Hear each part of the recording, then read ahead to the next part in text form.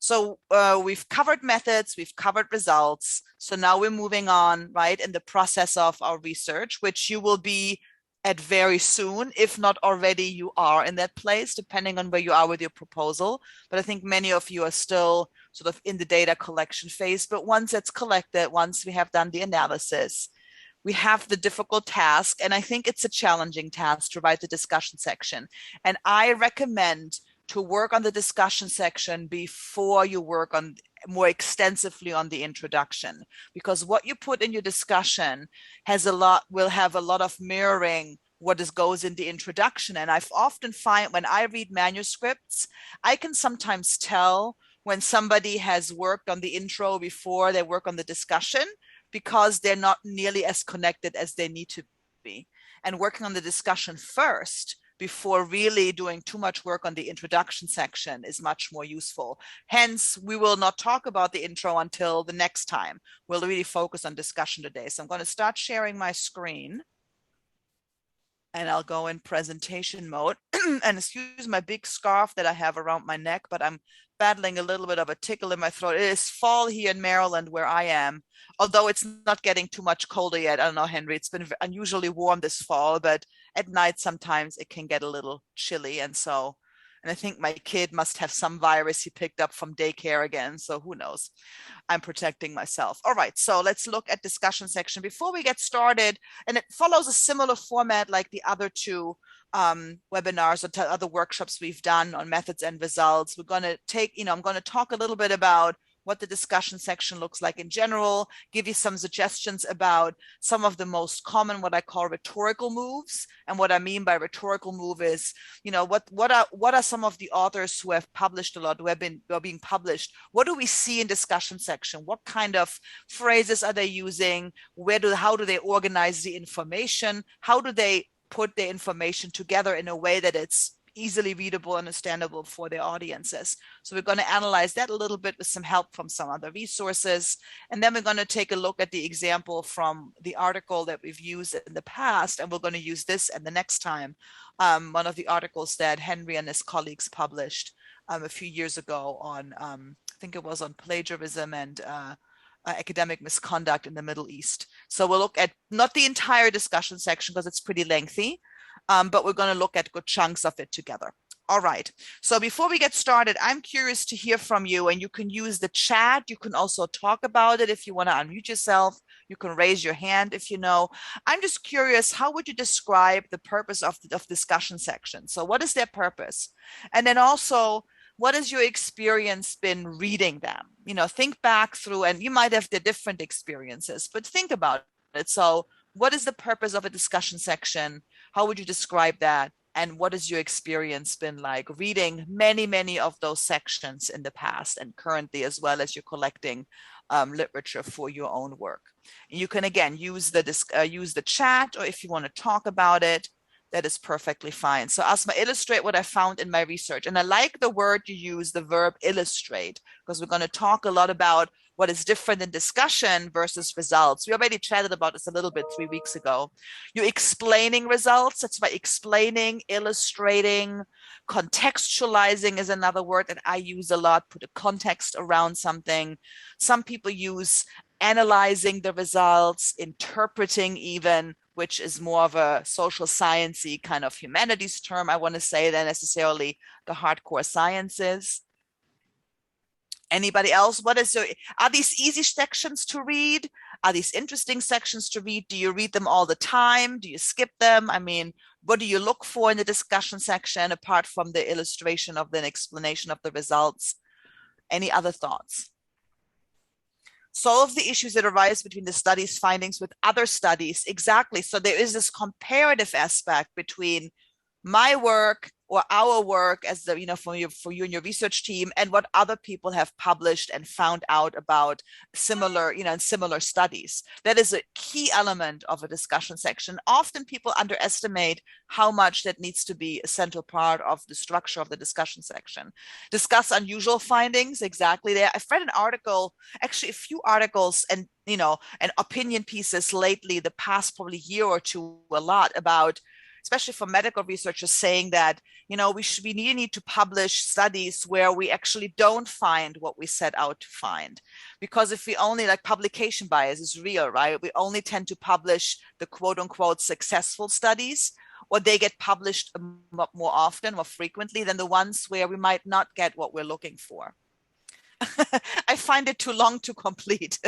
It certainly is a long section, although there are articles where the discussion section can be very brief. I find there's a lot of chemistry folks. I've been working with some chemistry people, and some of their chemistry journals, the discussions are very short. So many of you are doing a lot of research with qualitative, quantitative, or mixed method, just qualitative work.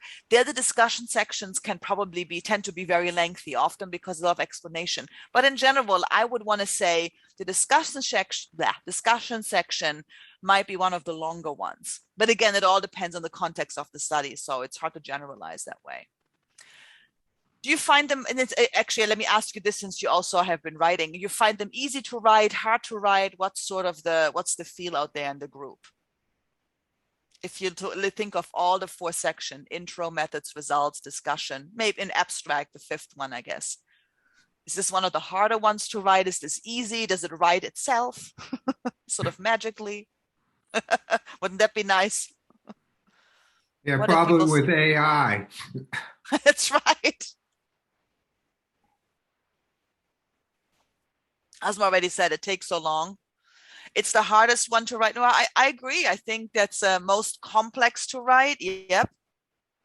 I agree, Elvis. Yes, it is certainly. There's a lot going on in the discussion section. The intro section, there's a lot going on as well, but I think it's a lot easier to write once you figured out what's happening in the discussion section, because I agree. I think that's the most complex to write.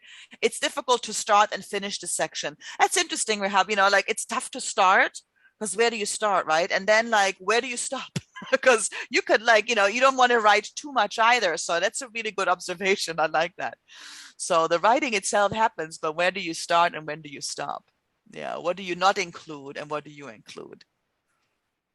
Yes, and Nita, you raise a good point. When you're doing new, or you're going into uncharted territory in a discipline, this is something really new, it's very difficult to write because it's hard to find. Sometimes I find when I'm working on an article that other people have published on this topic, and there's some similar studies out there, some similar articles. I can do a lot of modeling, right, of how I present my results, because there's some similarities. But if you're doing a lot of novel research, that can be this section is particularly challenging. Yeah, I agree with some of the comments about the comparing to other studies, because I frequently find that there are contrasting results from the other studies, and it makes me go crazy. In the sense that one has to pack in a lot of information and try to analyze what the heck is going on, or what accounts for the differences. Is it the sample population or the study methods? It's not difficult, but it is complex in trying to consider all the different variables. It makes you wonder about not the purpose of science, but the end game here. Every different it seems like every different study has different results. That's makes correct. You wonder. But it does make you think. How reproducible is it, right? Right, yeah. Yes, right. Yeah. Or maybe science is fake news, but who knows? Henry, you're getting very meta here. Come on. No, I've been in this country too long, but anyway. Right. Well, you mentioned something also. It's the most difficult part to complete, but it also shows how much it shows your expertise in the field. I think that's true. And I find, I do these kind of workshops and these kinds of lectures and webinars a lot with our postdocs at UMB. We've done this over the past 2 summers, and we always have, in between my webinars, my pieces, we have sort of an expert panel. We have faculty in our School of Medicine from a variety of, from different labs, talk about the different sections of the manuscript. And we had last time, we had a really great panel for the discussion section. And there was somebody who's had, so in the United States, or at least at our institution, a lot of our researchers are funded through the National Institutes of Health, right? The NIH.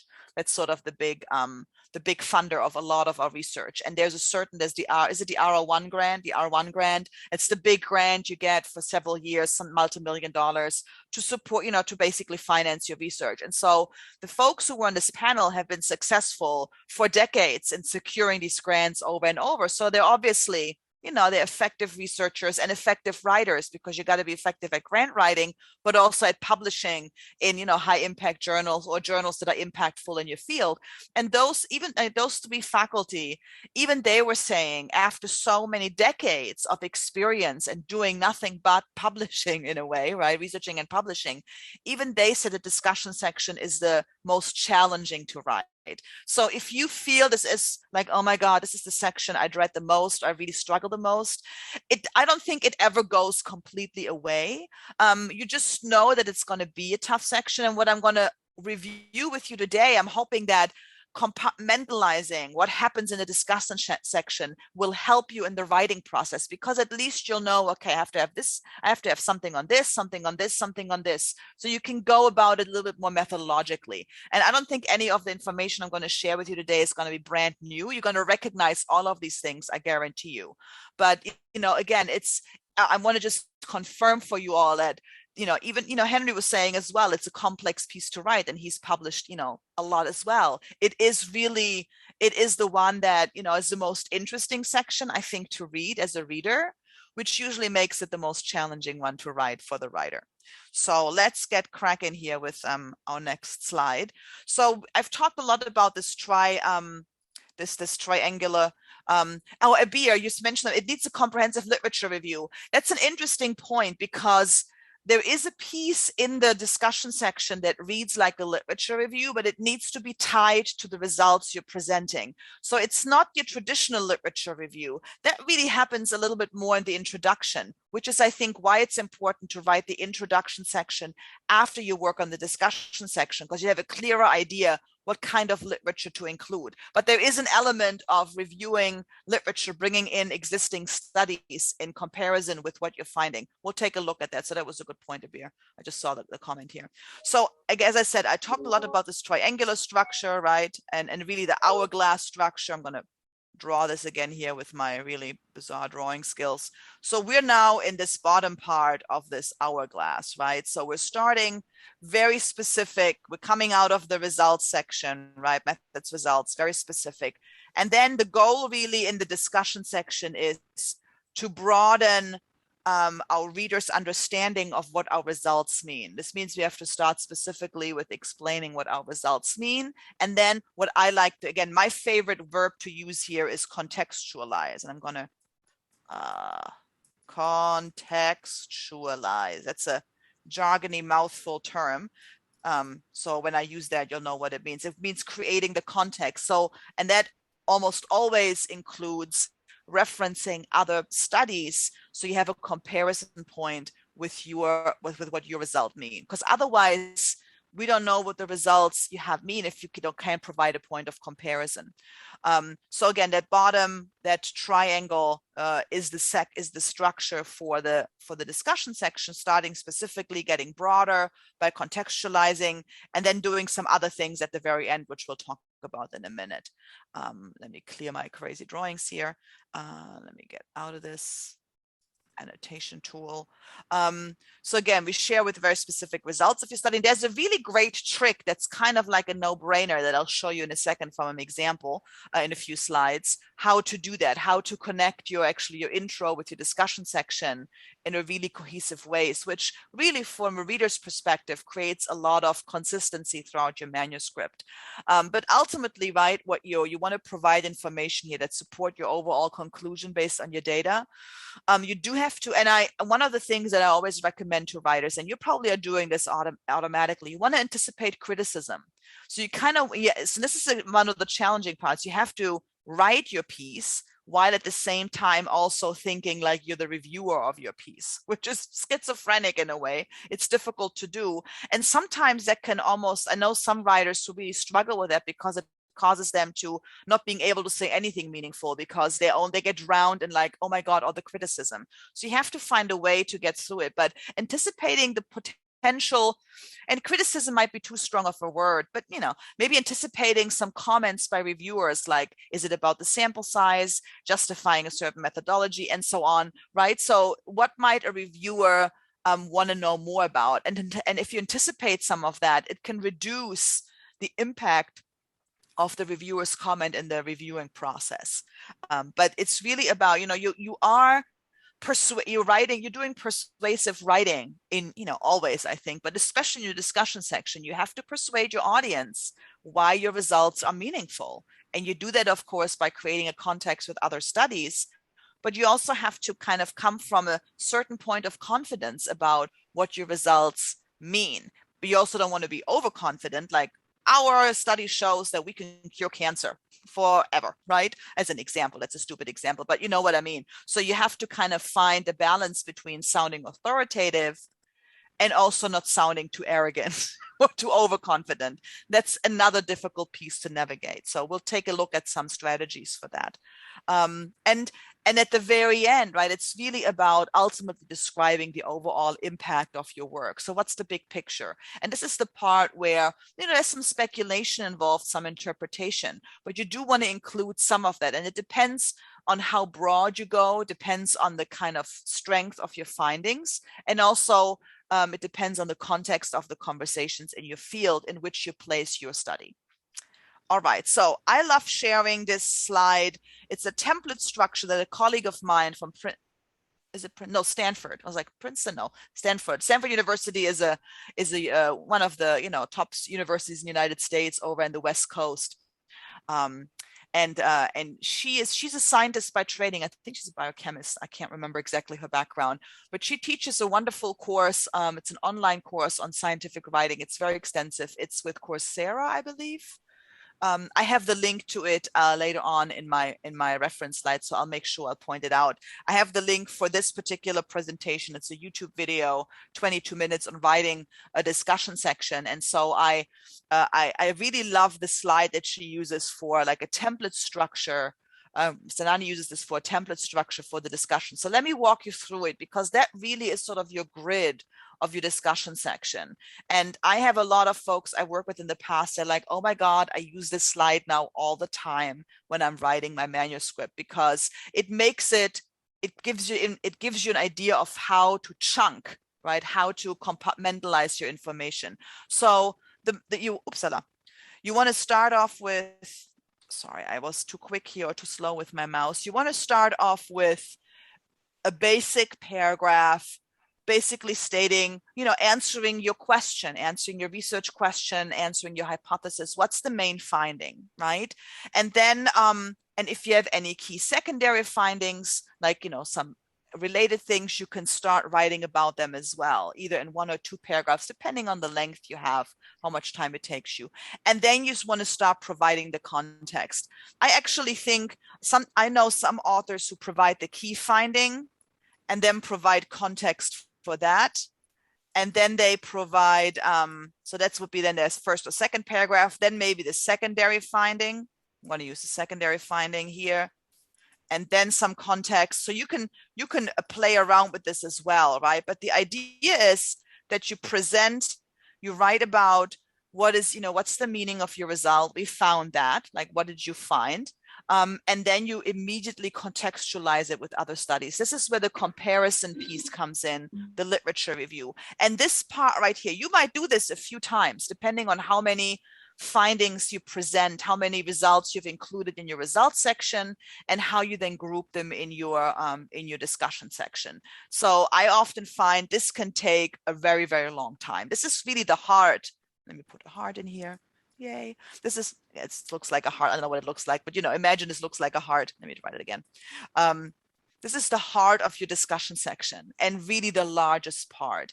And it kind of the stands between here is the finding, what it means, and this is how it compares to study X. And it gives you room also to justify why maybe, maybe your p-value isn't the greatest if you work with a p-value, but maybe you don't even have a statistically significant result, but it's still interesting to write about it, and you can then say why it is interesting, even though it might not be significant statistically. So it gives you room to persuade, right? This is the part where persuasive writing comes in, where you're presenting an argument why your results are valid, and it happens always with contextualizing it with other studies in the field, either by looking at studies that are similar to yours with similar results, or studies that have very different results. So you're opposing it, right? So and anything in between, basically. But this is really this dance between finding context, really takes up a large part of your discussion. Depending on how complex your findings are, I suggest having a paragraph on describing your findings and what they mean, and then adding a second paragraph with the context, comparing it to other studies. You might even have two paragraphs there if there are a lot of studies to compare it to, maybe some differing kind of findings there, or different, like some studies might confirm your findings, some studies might not confirm it. That could be two different paragraphs because you're making two different arguments there. If it's all not that much, it might just all fit into one paragraph. So there is no one size fits all, but know that you have to structure it somehow for your reader. And we're going to look at, in a later workshop in a few months, we're going to look at, from a textual level, some transition strategies for that, which, I'll point some of these out today already in some of the examples later. So anyway, so this is the big chunk, right? A lot of happens here. This is really a key part of your discussion. And then you'll always have a paragraph, or sometimes even two or three, on strengths and limitations. A colleague of mine has called this paragraph the taking out the trash paragraph, because it's usually like, oh, these are limitations, boom, boom, boom, boom, boom. And it's a little dismissive, because I think pointing out your limitations is an important thing, that it's an important part of how scientists communicate their research. And I have had some folks tell me like, oh, I don't really want to emphasize my limitations. I'm like, well, it doesn't matter if you don't emphasize them. The reviewers will certainly ask about it. The reviewers are smart people, experts in your field. They know if there's a limitation to your study that you didn't mention. And so really be exhaustive here. Don't feel like, oh my God, if I list too many limitations, my paper won't be published. That is not the case, not necessarily. Pointing out limitations is very important. I actually find, I've seen a lot of reviewers' comments, and then sort of color, it becomes a negative, becomes a reject kind of decision, saying that the authors didn't do due diligence in pointing out the limitations of the study. So this is an important part and an expected part by reviewers as well as by readers, to write about the limitations of the study, because no study is perfect. There's always going to be limitations. So being upfront about it is really important. So that's another big piece that's important. And then there's this. Oh, go ahead, Harry. Yeah, let me say a few words about limitations. It's also helpful to state a limitation, but also state why that limitation, how should I say, is not disastrous. How what am I trying to say? Yeah, try to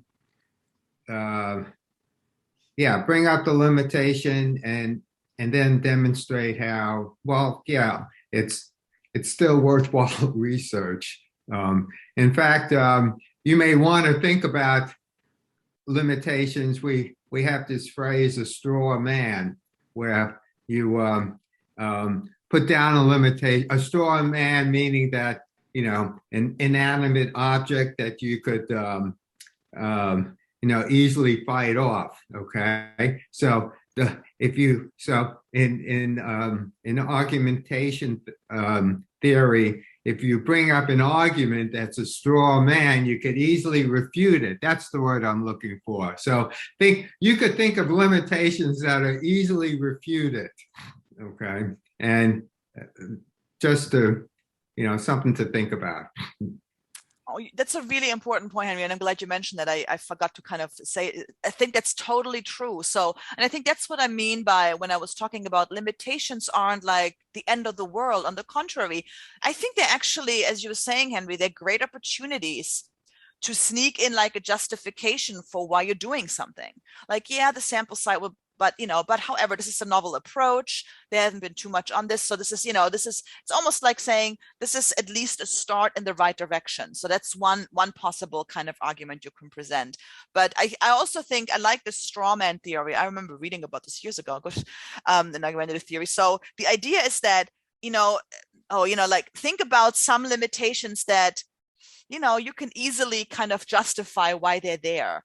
And don't be like, they're obvious limitations. I'm not going to even mention them. Mention them, because articulating them, again, gives you opportunity to justify why you're doing something. So it seems like you're presenting something that's negative, but it really is something that's positive, if that makes any sense. So you can put a positive spin on it, and not out of, and not making something up, but really showing that we understand that there are methodological limitations in our study. However, because it's such an important topic, and this is the, whatever, blah, blah, blah, blah, blah, this is still worthwhile to, to pursue, or something like that. Those are some of the language I've seen in that context a lot. And we'll take a look. And I think, Henry, in your study, you do that really nice, really beautifully in your discussion section. There's one I always use this as a great example of where you can turn the limitation into a strength. And I think this is why Sinani, rightfully so, calls it strengths and limitations. So don't think this, and this is why I don't like the term, although I think it's funny, that taking out the trash paragraph, because it really isn't about that. It's about balancing strengths and limitations. So don't be afraid to point out strengths of your study as well in this context. Now, again, you don't want to be like, this is the only and best way this has ever been, done in this way. So you don't want to be this arrogant, not that you would ever do that, but you can say with confidence, this is one of the strengths of the study is, even though the sample size is small, the something was done really well, whatever that is, right? So I'm making up, a study here and I'm not doing a good job with that. But again, it depends on that there's a lot of that happening in the discussion section. So, and as go ahead. Good point about strengths and limitations. I would two things. One, state the limitations first, and then end with a good punch, if I could use that metaphor, with your strengths. Also, it's better that you bring up the limitations rather than the reviewers.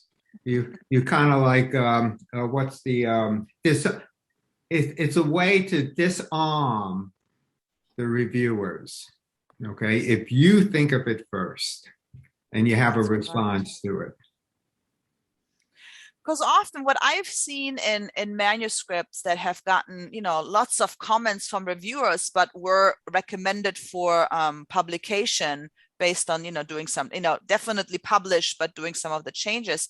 A lot of what I see in the discussion section around limitations is like, we agree this is a limitation, and sometimes reviewers might ask for more context on the limitation, but they're, but again, I like this verb, Henry, of like, you disarm the reviewers. They're like, oh yeah, that's right, it's a limitation. So then, you kind of there's another expression in English, you take the wind out of their sails, right? So they can't be like, okay, I can't really write too much negatively about this because the author's already acknowledging it, right?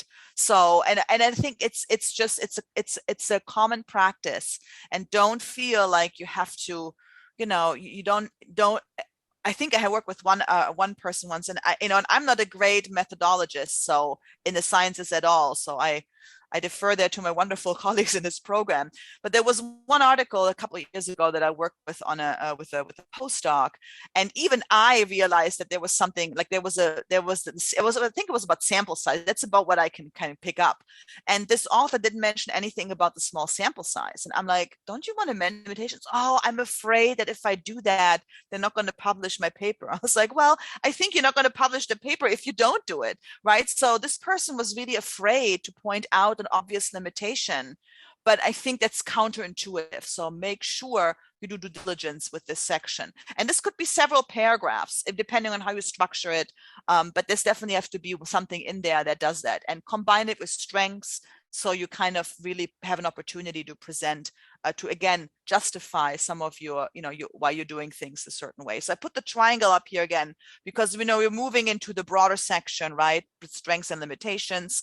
And then sort of a couple of last paragraphs. This could be 1 to 2 to 3 paragraphs, maybe even more if you're giving a lot of recommendations for practice. I know some of you are working on projects that directly focused on healthcare and interventions. So you might actually suggest some interventions based on your research, depending on your findings. So this might be more than just, 1 or 2 paragraphs, but that's usually the minimum I see. And there's something, what is called what's next, the so what, and this is a time where you can implicate, speculate, recommend, but it's really bringing it back to this really broad level, like what does it mean in the grand scheme of things, so to say, right? So why? So really, I like this question or this comment here.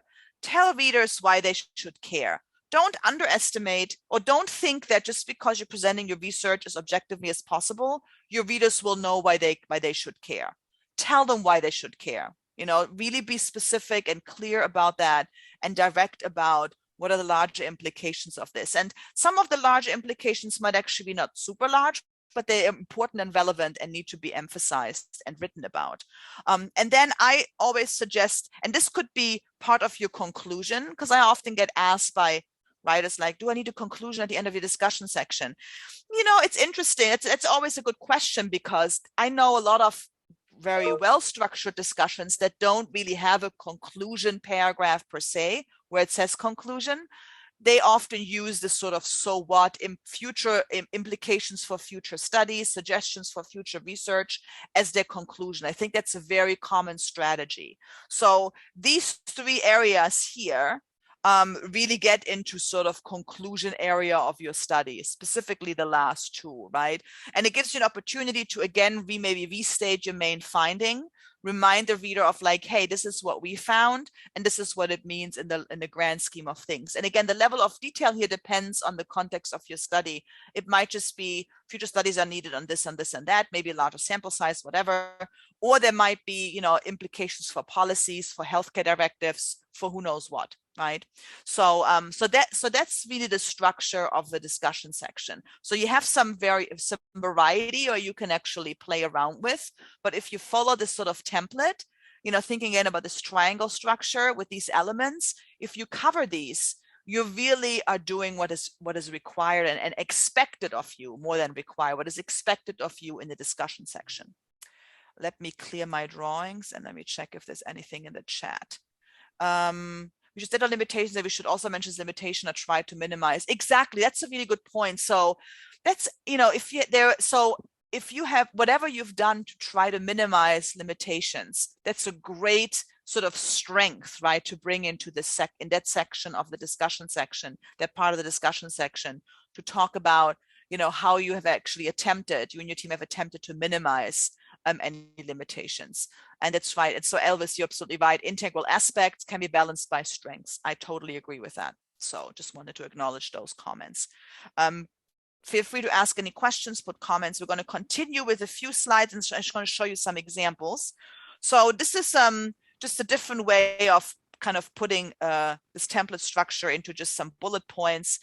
You present key findings of the study, the context, like my big contextualize verb that I like, provide context for the study's findings. And there's a couple of different ways to do that. Differentiating your study, comparing it to previous study. Oh, I don't know why I did this. So differentiate your study from existing work, and you do this by comparing to previous studies. Somehow my animation scheme here got mixed up. And you want to explain how your study fills an existing gap in the research. So we're going to talk a lot about the research gap as pointing out the research gap as a part of the introduction section. And if you've been in some of it, remember, I don't know if you do, but I always, when I look at people's proposals and some of the contributions, some of the comments I have made over the course of the past months when working with some folks, either in small groups or in our sessions or monthly sessions, whenever we meet, is really to kind of like, what's the research gap? And you've also heard other faculty say, what gap, what's your research question? What's the gap that's existing?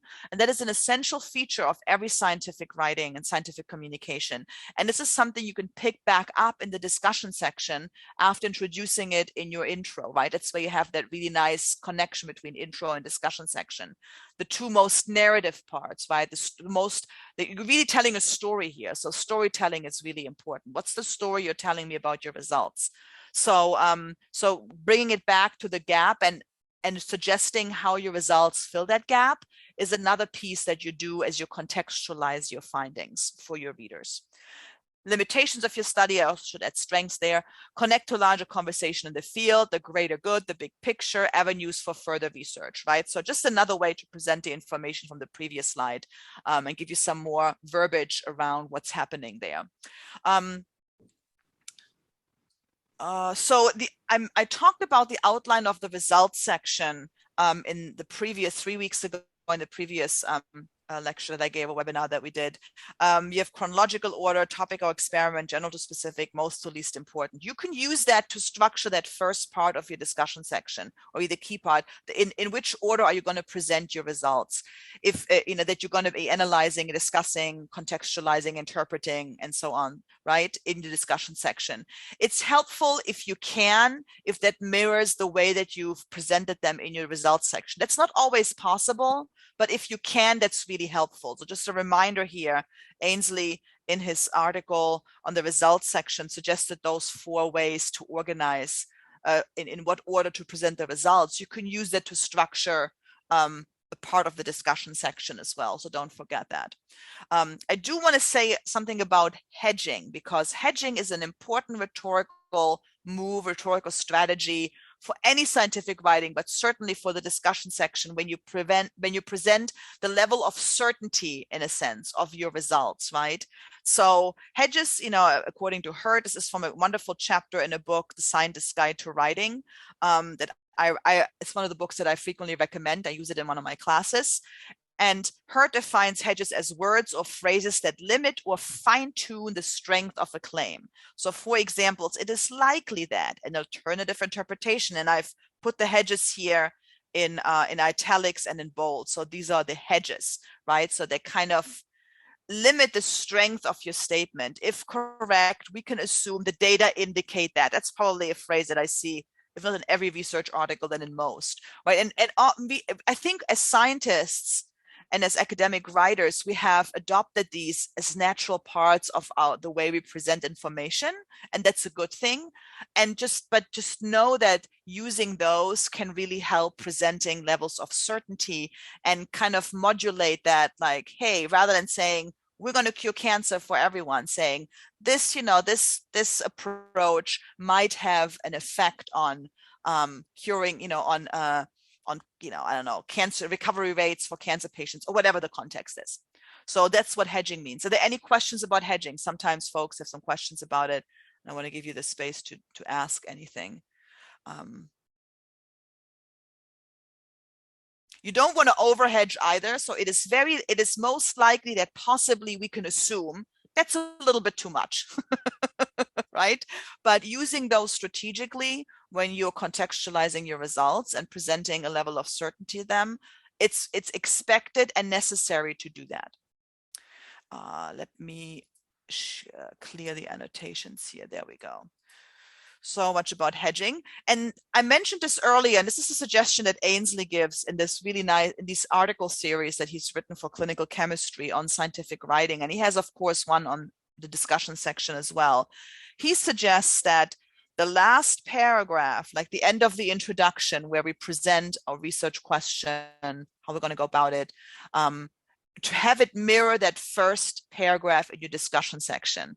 And a lot of writers do this unconsciously. I remember working with somebody on this, and I pointed out, like, oh, you do this very nicely. And they're like, I had no idea I was doing that, because it becomes second nature. But just know that it's a very good strategy. So, and it helps reviewers to see the cohesion and the connection, that sort of red thread running throughout your manuscript.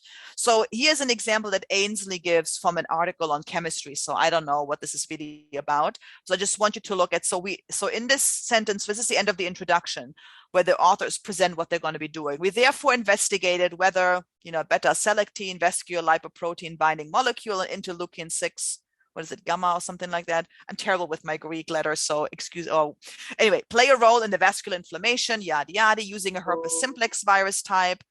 In mice, we investigated, and they're looking at what the effects of these three elements, beta selection, VLM, and this production, on the development of atherosclerotic lesions. I hope I pronounced that correctly. You guys are the medical experts on this. But right, they're looking for an effect of these three different things. So, and then the beginning of the discussion, the authors use the exact phrase that they've used in the introduction.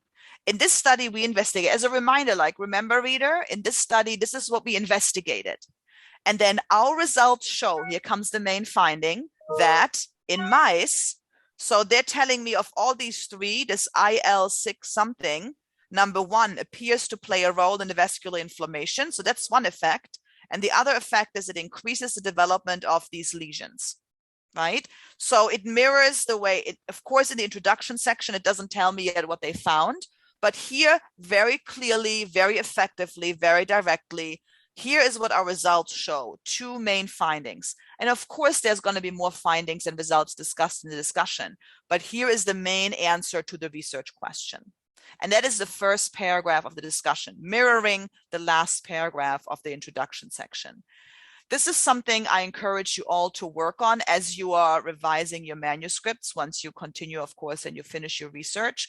Keeping this in mind to have that connection, it's very useful. You're not going to do this in your first or second draft of writing a discussion section. Nobody expects it, but as we're going to work on finalizing and revising your manuscript to get it to a publishable state, this is what I'll be looking at. I'll support you with this as well. This is what I look at every single time when I work with somebody on your manuscript. Is that mirroring happening between the end of the intro and the beginning of the discussion? This one is done very effectively using the same language. There's other strategies to do that, but doing that gives you a really good entry in the discussion section. I think, was it you, Rehab, who said you find it very hard to start the discussion section? This is the way you can start your discussion section. Thinking about what your intro might look like. And then, you might have to go back and forth when you're working on the introduction section. So there will be changes to this, but that's the way, that's always been an entry point for me to write the discussion section, by starting this paragraph. And then, you just develop it further. So it's a great strategy to get through that writer's block of the discussion section, please help. What am I going to do? Right? Because that's how I feel. So I relate to that. If you have that feeling, I certainly have it as well. Any other questions? Go ahead. Just add something? Go ahead, Rehab, please. Yes. I'm just I don't know. Is it okay to take the end, the same paragraph, and put it again in the discussion section? I mean, wouldn't it be the reviewers find it a repetition of what I've already stated in the introduction? I'm just thinking out loud here. No, that's an excellent point, Rehab. And I've actually had people also ask me, isn't this plagiarism? Oh my God, you're using the exact same phrase. And, in the technicality, yes and no, right? So, but I think you asked the more interesting question about, wouldn't this be repetitive? And this is what I usually say to writers. Yes, and it needs to be repetitive. And I think that repetition is actually helpful, because think about this.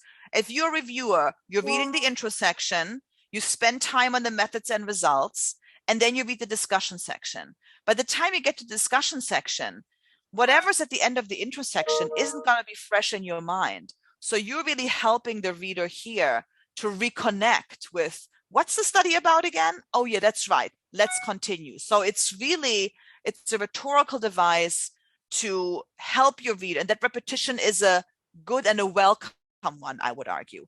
Now, in this example, it's like verbatim copied. It's really only the first sentence, but in a way, that's how you want to start your discussion, right? Your question was, this is what we're investigating, and this is what we're trying to find. You're telling me we're investigating this, and this is the main stuff that we found. So that repetition, I think, is a welcome one. And from a reader's perspective, this is extremely helpful. But I get your point, like, oh my God, it sounds like it's the same thing because you see it right next to each other here. But in the manuscript, there's a lot in between. Remember that, right? There's a lot in between there. Can I ask a question, Isabel? Sure, Maha, absolutely. There's this classical idea about discussion that it's comparing your results to the results of previous literature. And sometimes there's not that much previous literature. And then I have this actually manuscript under review. And I did mostly what you said in the outline, where I sort of spoke about pathways and mechanisms of what explains these results. And the reviewers are, with each paragraph in the discussion, why are you not comparing with other research? Where is every other literature? And I'm asking if it's wise to state that there is limited literature on this area, and this is the first study to investigate so and so, or would that be too much? Oh, that's absolutely necessary, Maha. I think if that's the case, that's an excellent question. What if you don't have a lot of literature to compare it with? You do have to state very clearly that, listen, there isn't too much to compare it with. So then what you have to do is you have to sort of be creative and offer maybe, so if there's no direct results, there are no direct results to compare, what other literature has inspired you to start this work? And there you can draw, maybe not so much comparison of our results were this and their results were this, but maybe our results were this, and our attempt to investigate it was based on studies that did this, which is different than what we're doing, but we felt there was a need to do more of that, what we're doing, because they didn't do that. Does that make sense? It sounds terrible the way I'm saying it, but that's sort of the rhetorical, the kind of the structure of that. So absolutely, Maha, I think you must say that, because if you don't say that there isn't a lot of literature to directly compare and contrast, reviewers will be like, where is it?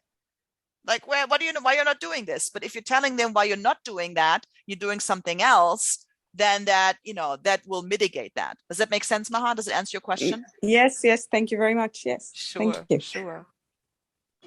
Let me see. That's why it's so, I say it should not be the same as before. It's interesting. I thought the same thing. I thought that, wow, this is the exact same sentence, like that first one in this example I'm showing. And then so I started looking at some examples in my sort of library of articles that I use. And that actually happens very frequently. This is probably the one that I would say, and maybe this was also exaggerated. So usually you would rephrase it maybe a little bit. So maybe some phrases are the same rather than the entire sentence. So now also we can rephrase the sentence also. So just keep that in mind. Jeanette has a question. How do you manage the discussion if there's a lot of other studies on the topic? That's a good question, Jeanette. And that's usually, and there's one simple answer to that. If you have a citation limit, like you are allowed to have 30 references or 20, then that will limit what you can cite, right? So you have to pick and choose. If you don't have a limit of how many references you have, you will still have to pick and choose and really select the most relevant ones, because this is not a master's thesis or a doctoral dissertation where you have to prove to your committee that you know the exact amount, the entire extent of your field.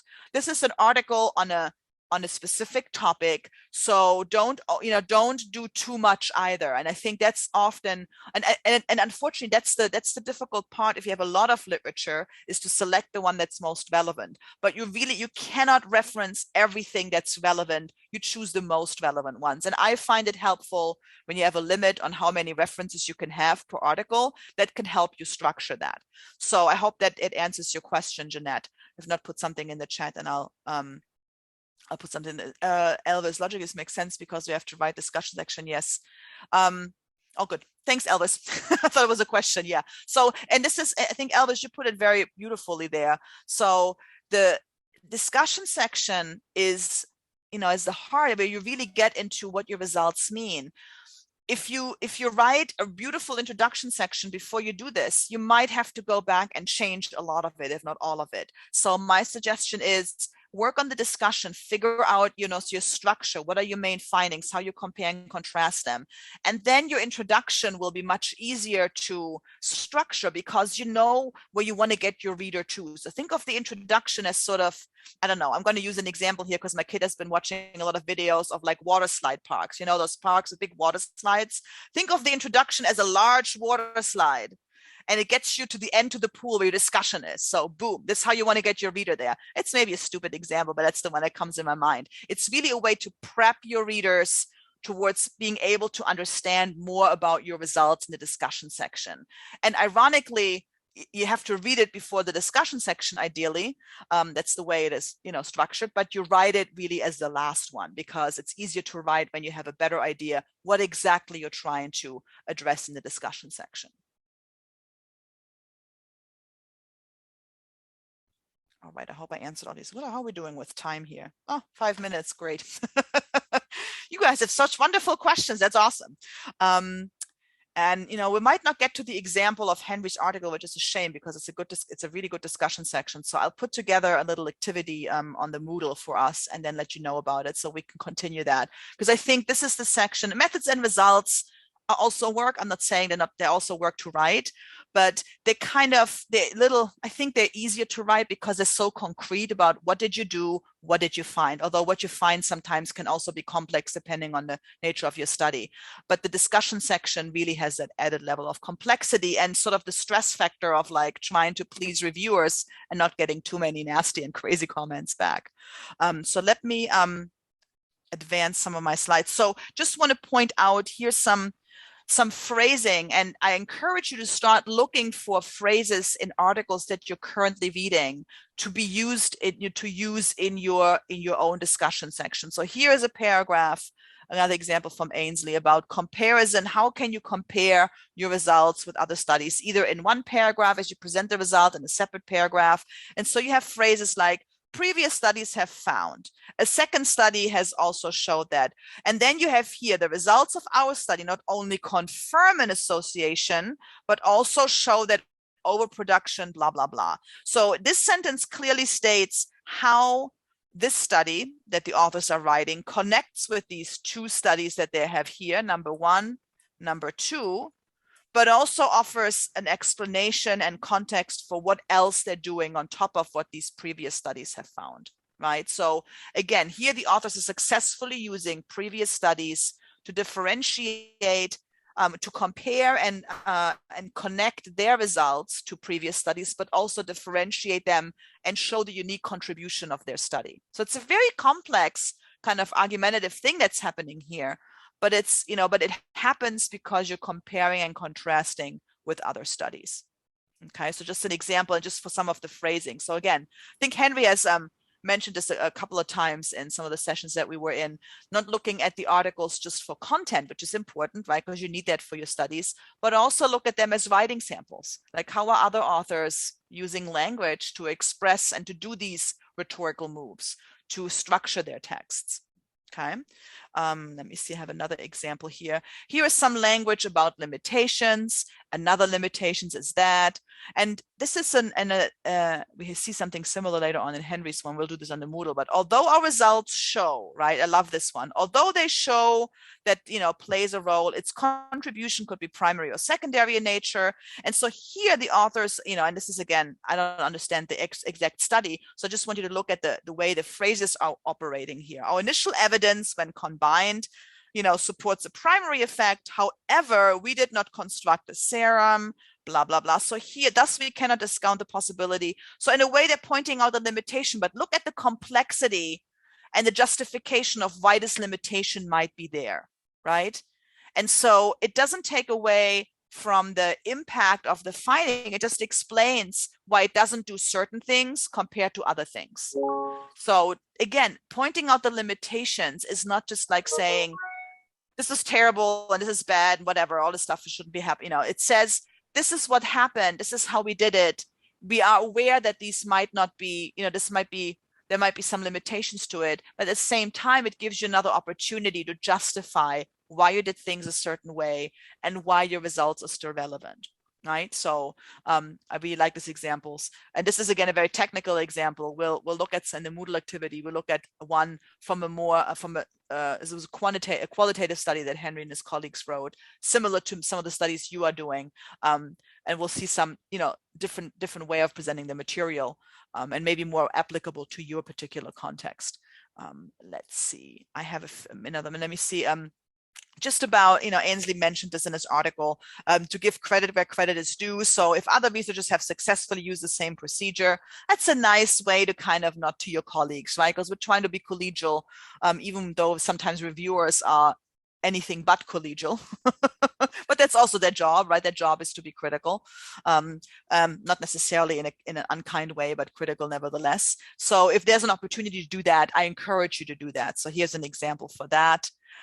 Here's some transition words and phrases. We'll do more work with this in a couple of months when we look at textual language, sentence level kind of stuff. But these are some great transition words to kind of, narratively structure the different paragraphs, each between paragraphs, between sentences in a paragraph, to give your writing a better flow, to just for the lack of a better description, but to make it really, make it easy to read for your readers, rather than like, oh, there's a jump from this topic to this topic. How did that happen? Here are some great transition words and phrases. And then we'll do some activity with this study, this cross-sectional survey study on research misconduct among investigators in the Middle East. We'll do some work on that in the Moodle. But are there any other questions, thoughts, comments? Because we are at the top of the hour here, right on 9 o'clock my time. I think Japan is 10 o'clock at night. Morocco, it's 2 o'clock at this point. It's still early. Listen, let me give some more thoughts about the discussion section and introduction section. I know you discussed about writing the discussion section first. However, actually, writing up a paper now, and I found myself writing the introduction section first. One, because my statistician wanted, to know more about the topic. So obviously, I couldn't write the discussion because I was still waiting for the results. Also, when you write a proposal to submit for funding or to the IRB, I mean, essentially, you're writing your introduction. And here's another thought, a final thought. What I have found with writing the introduction first is that, in the introduction, you want to present all the other articles on your research, but you only want to present it and not go into the weeds in the introduction. So you're just saying, well, other studies have done blah, blah, blah, and then you just reference the other studies. You don't go into the fine details because you don't know which details you want to focus on until you have your own results. And then in the discussion section, that's when you expand on what these other papers are saying. So actually, what I have found myself doing,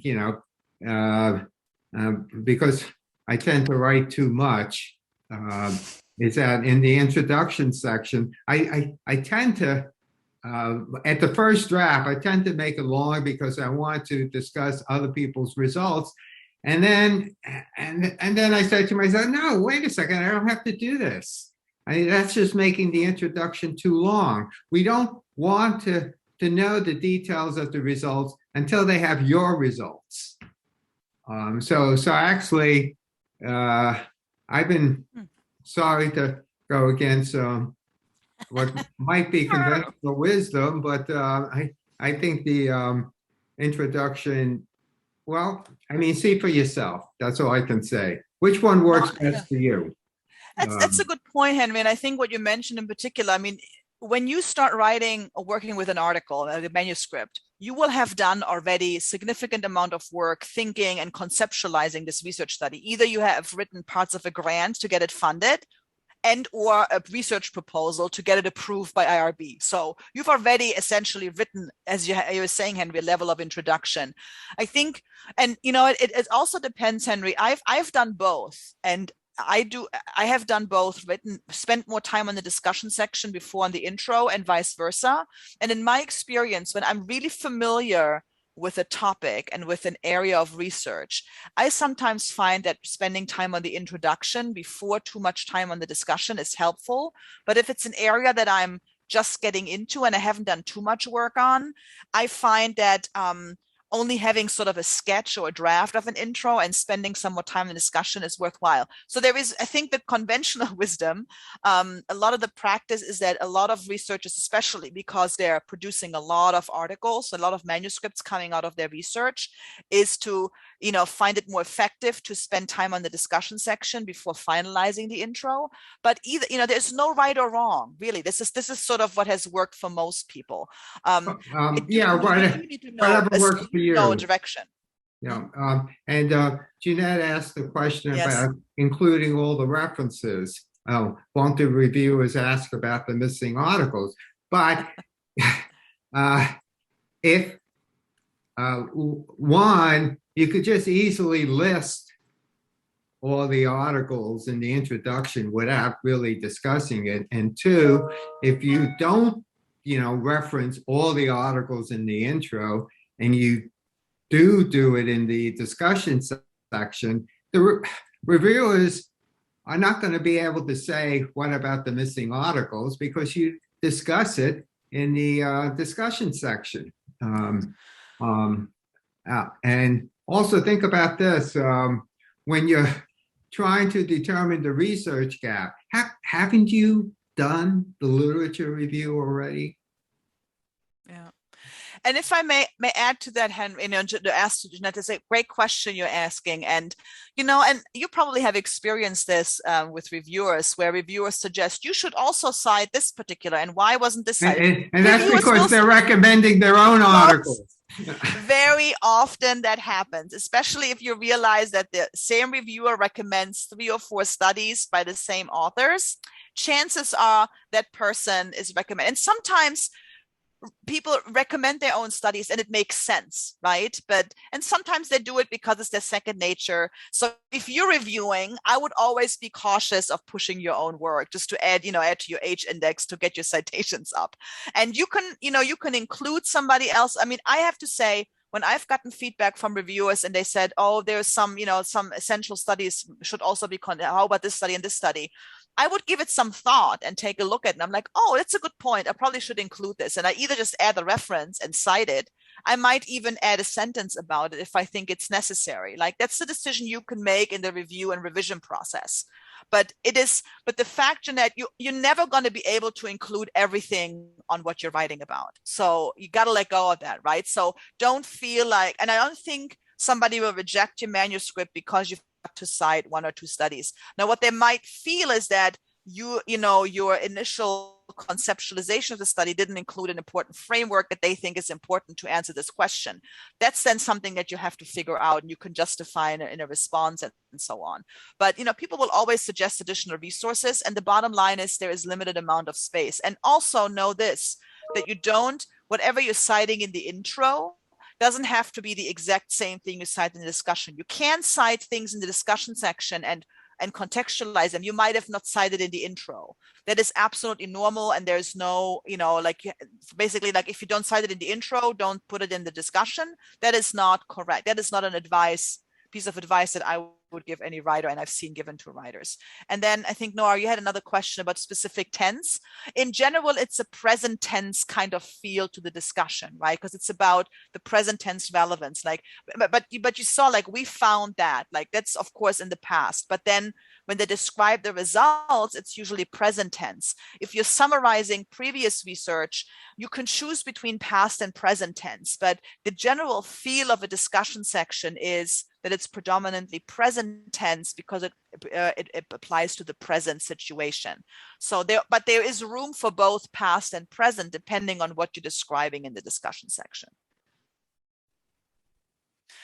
Systematic reviews and meta-analysis one could cover a good part of so that's another good point. It depends on the quality of if there's a lot of systematic reviews, meta-analyses that really cover a lot of the ground, then you have to, you cite the particular systematic review. You cover a lot of ground with that. If you have that happening within your specific study context, absolutely, because those are really high quality level of evidence. And that applies a lot to folks who work especially in strictly medical research. So systematic reviews might not be available to a lot of quantitative kind of stuff, qualitative kind of work. Great questions, everyone. Did I miss anything? I don't think so, right? All right, very good. Excellent. Well, thanks for joining, and wonderful how we've kept together as a group. Having said that, I still would like to know your particular comments about how things are going. So I will be sending out a survey soon, just to make sure we're doing the right things. That's all. And if you want to email me privately about your thoughts, please do so. Okay. Thank you. All right. Bye, everybody. Happy Have a day, good happy week. evening, happy night. Okay.